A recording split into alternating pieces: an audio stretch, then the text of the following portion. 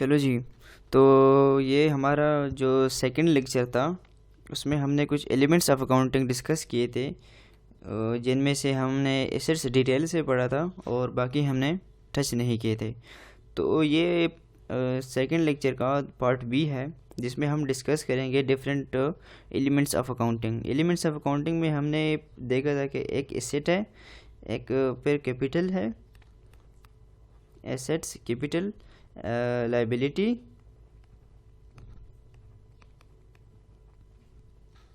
Liability के बाद आता है इनकम,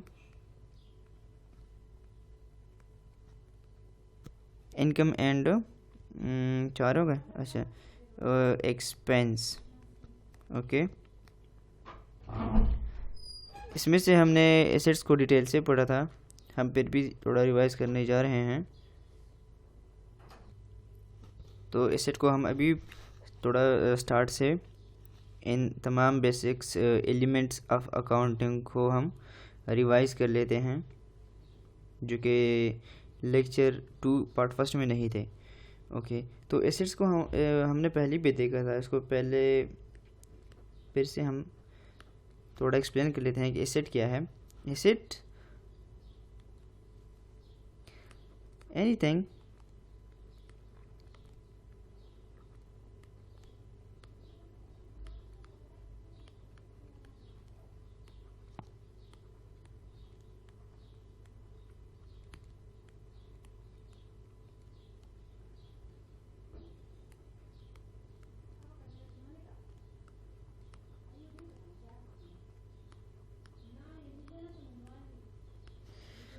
फ्यूचर इकोनॉमिक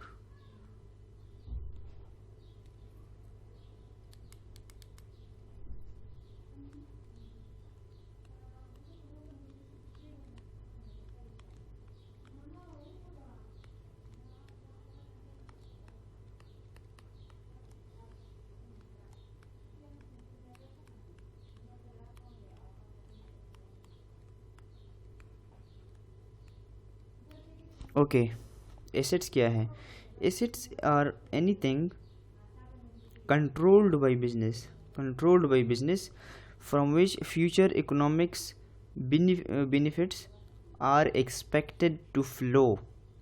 अब इसका मतलब क्या हुआ? इसका मतलब ये हुआ कि एक बिज़नेस है, मतलब ऐसी कोई भी चीज़ जिसको बिज़नेस खुद कंट्रोल भी कर सकता है और उससे फ्यूचर में बिज़नेस को इकोनॉमिकली वो बेनिफिशियल साबित हो सकता है, मतलब उससे हमें फ़ायदे की एक्सपेक्टेशंस हो फ्यूचर में। तो ऐसी चीज़ को बिज़नेस का एसेट कहा जाता है। आसान अल्फाज में हम बिज़नेस के एसेट्स को क्या है, बिज़नेस के एसेट्स होते हैं, मतलब उस बिज़नेस का जो लैंड है वो उसका एसेट है, उस बिज़नेस का जो बिल्डिंग है, ठीक है, वो उसका एसेट्स है, वो एसेट है। उसकी जो कार्स हैं, व्हीकल्स, वो एसेट्स है। उसके फिक्सचर्स उसके एसेट्स हैं। उसका फर्नीचर उसका एसेट्स है। उसका सिस्टम जो है वो एक बिज़नेस का एसेट है। उसका इन्वेंट्री उसका एसेट है, ठीक है। अब लैंड, जैसे कि उसका जो एक बिज़नेस है, उसकी ज़मीन है, वो उस बिज़नेस का एसेट है, क्योंकि फ्यूचर में वो लैंड उस बिज़नेस को फ़ायदा देगी। और इसी तरह बिल्डिंग वो एक बिज़नेस बिल्डिंग रेंट पे भी दे सकता है, जिससे बिज़नेस को फ़ायदा होगा। उसी तरह कार्स अगर एक बिज़नेस में चलेगी तो ये बिज़नेस खुद कंट्रोल भी कर सकता है, मतलब कार को बेच भी सकता है, ठीक है, और इससे फ़ायदा भी ले सकता है एक बिज़नेस। इसी तरह फिक्सचर्स, उसके जो सिस्टम है कंप्यूटर वगैरह, उसी तरह उसकी एक बिज़नेस की इन्वेंट्री उस बिज़नेस का एसेट कहलाता है, क्योंकि ये इन्वेंट्री जो है इसको एक बिज़नेस सेल करेगा तो इससे बिज़नेस को फ़ायदा हुआ, तो इसको फिर क्या कहते हैं, एसेट कहते हैं। दूसरे नंबर पे है capital and liability. Capital liability को हम दोनों को हम एक साथ एक्सप्लेन करेंगे, क्योंकि ये एक एग्जांपल में एक्सप्लेन हो जाते हैं। तो सेकंड नंबर पे हमारे पास है capital and liability. Okay, capital and liability क्या चीज़ है? देखो, एक बिजनेस, एक पर्सन है मिस्टर ए, ठीक है, वो एक बिजनेस स्टार्ट करना चाहता है बी। ओके, अब मिस्टर ए के पास इतने, मतलब एक बिजनेस को चलाने के लिए उसको चाहिए 30K डॉलर्स उसको चाहिए, ठीक है, 30K डॉलर्स उसको चाहिए कि वो बिज़नेस स्टार्ट करे। अब मिस्टर ए के पास हैं 10K डॉलर्स उसके पास हैं। अब इसके साथ इसके पास 20K डॉलर्स की कमी आ रही है ना। अब इस कमी को पूरा करने के लिए वो क्या करेगा कि वो लोन लेगा किसी रिश्तेदार से या बैंक से, रिलेटिव से, या बैंक से, जहाँ से भी हो, वो प्रोवाइड करेगा अपने बिज़नेस को 30K डॉलर्स, जबकि उसके पास है अपने 10K डॉलर्स। तो वो लोन लेगा कितना, 20K डॉलर्स का। तो ये बन गए 30K, तो ये अपना बिज़नेस खोलेगा इसे, ठीक है, ये बिज़नेस अपना चलाएगा, ठीक है। अब बिज़नेस इसने खोल लिया है। अब इस बिज़नेस में कैपिटल और लायबिलिटी का कॉन्सेप्ट कैसे आता है, आप सोचेंगे। अच्छा, अब मिस्टर ए के पास अपने जो पैसे थे 10K डॉलर्स, वो मिस्टर ए के अपने थे जो उसने बिज़नेस में इन्वेस्ट किए। तो ये 10K जो है ये ओनर के अपने थे,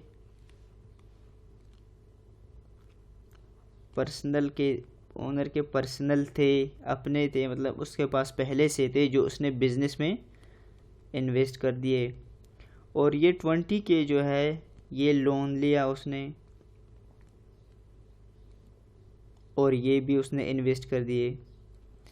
ये अब ये 10K जो है ना, ये इस ओनर के अपने हैं। अगर कोई बंदा अपने पैसे एक बिज़नेस में इन्वेस्ट करता है तो उसको कहते हैं कैपिटल, ठीक है, तो उसको क्या कहते हैं, कैपिटल। और अगर किसी और से पैसे ले ले, उधार ले ले, बैंक से लोन ले ले या रिलेटिव से ले ले, और उसको बिज़नेस में इन्वेस्ट करे, तो इसको क्या कहते हैं, इसको कहते हैं लायबिलिटी। सही है। अब मिस्टर ए के बिज़नेस में 30K डॉलर्स तो है, ठीक है, लेकिन इसमें 20K जो है वो कैपिटल है, जो कि सॉरी, इसमें 10K जो है वो कैपिटल है जो कि ओनर के अपने पैसे थे, और जो 20K है वो क्या है, लायबिलिटी है, वो बिज़नेस पे कर्जा है जो कि बिज़नेस के ओनर मिस्टर ए ने किसी से लिए थे बिज़नेस चलाने के लिए। तो इस एग्जांपल में ये 10K जो है वो ओनर ने अपने इन्वेस्ट किया है बिज़नेस में, तो ये ओनर के, तो ये बिज़नेस का क्या हो गया, कैपिटल हो गया। और ये 20K जो है ये उसने लोन लिया है किसी और से अपना बिज़नेस चलाने के लिए, तो ये 20K जो है ये लायबिलिटी है।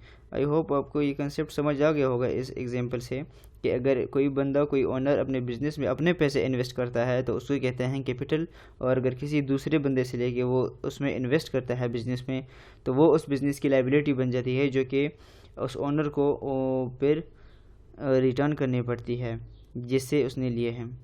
ओके, तो कैपिटल और लायबिलिटी की आपको समझ लग गई होगी। अब हम पढ़ते हैं इनकम, जो नेक्स्ट हमारे पास अकाउंटिंग एलिमेंट है। इनकम हम पढ़ते हैं कि इनकम क्या चीज़ है।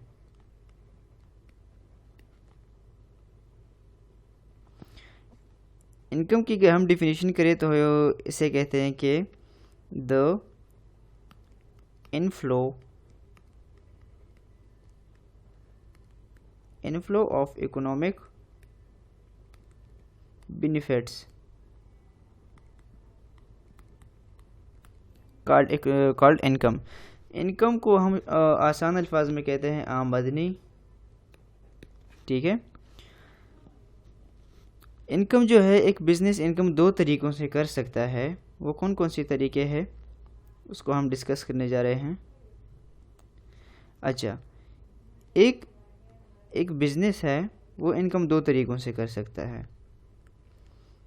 जैसे कि हमने पढ़ा कि एक इन्वेंट्री होती है, स्टॉक जिसे हम कहते हैं। एक बिज़नेस अपनी इन्वेंट्री को सेल करके, अपने प्रोडक्ट को सेल करके उससे इनकम करता है, और दूसरा जो है वो अदर गेन्स होते हैं जैसे इनकम आती है एक बिज़नेस को। अच्छा, अपने जो एक बिज़नेस सेल करता है अपने प्रोडक्ट्स, अपने एसेट्स अपने इन्वेंट्री जो वो सेल करता है, तो उस सेल से जो इनकम आती है उससे कहते हैं सेल्स रेवेन्यू। अब रेवेन्यू से डिस्टर्ब नहीं होना, मतलब कंफ्यूज नहीं होना, इनकम को रेवेन्यू भी कहते हैं, ठीक है, इनकम को रेवेन्यू भी कहते हैं। अच्छा, अब एक बिज़नेस जब अपने प्रोडक्ट सेल करता है तो उसे कहते हैं, उस इनकम को कहते हैं सेल्स रेवेन्यू, एंड और दूसरी जो अपनी चीज़ें बेच देता है उससे कहते हैं अदर गेन्स। अब मैं आपको समझाता हूँ। फॉर एग्ज़ाम्पल, एक टोयोटा की कंपनी है, टोयोटा की मेन चीज़ जो है, उसका स्टॉक जो है वो क्या है, वो है गाड़ियाँ बनाना, ठीक है, मतलब वो है व्हीकल्स सेल करना। तो अगर टोयोटा की कंपनी व्हीकल सेल करे और उससे उनको रेवेन्यू आ जाए तो उससे क्या कहते हैं, उसे कहते हैं सेल्स रेवेन्यू। उस इनकम को कहते हैं सेल्स रेवेन्यू या सेल्स इनकम। और अगर एक टोयोटा की कंपनी जो है वो है ना, अपने मतलब पुराने एसी बेच दिए, या अपना पुराना फर्नीचर बेच दिया, उसी तरह स्क्रैप बेच दिया, ठीक है, उसी तरह अपने मतलब पुराने जो है स्पेयर पार्ट्स बेच दिए, तो इससे भी पैसे तो आते हैं ना, गेन तो होता है, इनकम तो आती है, लेकिन इसको हम कहेंगे कि ये अदर गेन है, ये सेल्स रेवेन्यू नहीं है, क्योंकि ये एक बिज़नेस का जो ऑर्डिनरी जो काम है, ऑर्डिनरी सेल्स जो है ये वो नहीं है। अगर एक बिज़नेस अपने मेन चीज़ बेच दे, मतलब जो जिसके लिए वो फेमस है, जिसके लिए वो काम कर रहा है, जैसे टोयोटा जो है वो काम कर रहा है व्हीकल सेल के लिए, तो अगर टोयोटा व्हीकल सेल करेगा और उससे इनकम आती है, उससे रेवेन्यू आती है, तो ऐसे रेवेन्यू से को कहते हैं सेल्स रेवेन्यू। और दूसरे जो चीज़ें बेच देता है, जैसे कि पुराना स्क्रैप बेच दिया, एसी बेच दिया, फर्नीचर, स्पेयर पार्ट्स वगैरह, तो ऐसे इनकम को कहते हैं अदर गेन्स, ठीक है। आई होप आपको समझ आ गया होगा। अब लास्ट थिंग जो हमारे पास है वो है एक्सपेंस। एक्सपेंस क्या चीज़ है? एक्सपेंस, ओके, एक्सपेंस एक बिज़नेस है तो ऑब्वियसली वो किसी मतलब लैंड पे होगा, ठीक है, ऑब्वियस है कि वो अपने यूटिलिटीज़ जो है वो यूटिलाइज़ करेगा, मतलब बिल्स वगैरह, बिजली और गैस एट्सेट्रा। इसी तरह उसका स्टाफ होगा, एक बिज़नेस का एम्प्लॉयज़ होंगे, स्टाफ होगा, उसके लिए सैलरीज़ की ज़रूरत होगी, ठीक है। इसी तरह एंड सो ऑन, और भी बहुत सारी चीज़ें हैं, अदर एक्सपेंसेस जो हम उससे कह सकते हैं। एक्सपेंसेस असल में कहते हैं किसे हैं, ख़र्चे को कहते हैं। एक्सपेंसेस असल में ख़र्चे को कहते हैं, ओके। अब एक बिज़नेस लैंड पे होगा तो वो लैंड की जो क्या है ना, उस लैंड की रेंट भी होगी, मतलब जिस बिल्डिंग पे बिज़नेस खड़ा है तो उस बिल्डिंग का जो है रेंट भी होगा, ठीक है। तो रेंट जो है,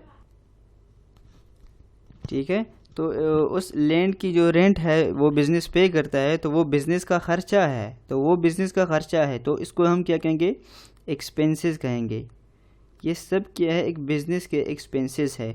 यूटिलिटीज़, अब एक बिज़नेस चलता है तो ऑब्वियसली वो इलेक्ट्रिसिटी यूज़ करेगा, उसके मतलब गैस यूज़ करेगा कुछ ना कुछ, बल्कि इलेक्ट्रिसिटी तो मस्ट है, उसके भी उसे बिल देना पड़ेगा, तो वो भी एक बिज़नेस का एक्सपेंस है, ठीक है।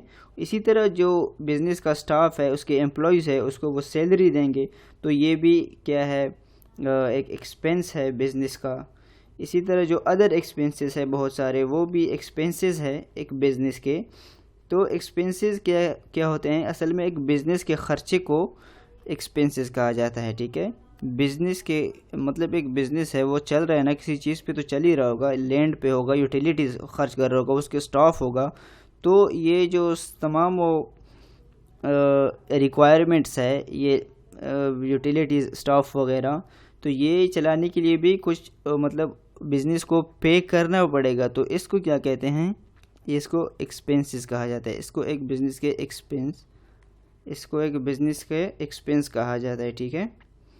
तो ये थे एलिमेंट्स ऑफ अकाउंटिंग, ठीक है, जो कि हमारे लेक्चर 2 पार्ट 1 में रह गए थे।